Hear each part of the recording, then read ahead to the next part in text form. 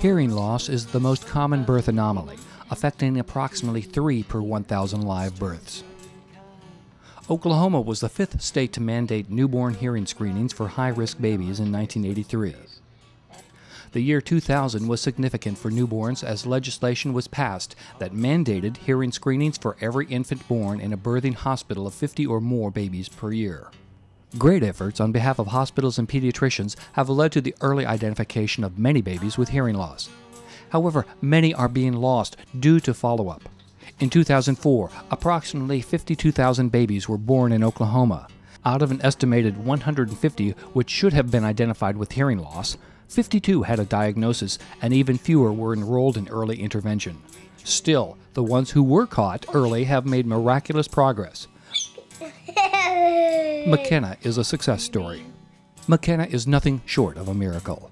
Diagnosed at 7 weeks and intervention at 10 weeks, McKenna marks a new generation of deaf children who will mainstream into regular classrooms with the ability to speak and listen like their hearing peers. McKenna was born in January 2004. She's now 2.5 years old. She, right after being born, she stopped breathing and she had to be on a ventilator and a respirator for 5 days. She was on gentamicin. Yeah. And the hospital where she was born in Tulsa forgot to do her hearing screening. So they gave me a call, and since that was the last thing on my mind, I waited probably a couple weeks before I took her back to the hospital to be tested, and she referred, and they said, oh, don't worry about it, it's probably the instrument, So, long story short, I probably had 5 to 6 more OAEs performed on her, and they all failed or referred before I got an appointment to see our audiologist, which at that time, at 7 weeks, she had an ABR performed on her, and she was diagnosed as being profound to severely to profound hearing loss in both ears. She was immediately fitted for hearing aids, and at 10 weeks, she got her first set of hearing aids.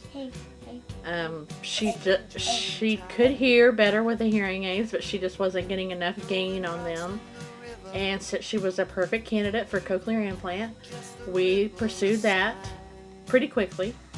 And when she was 11 months old, she got her first cochlear implant.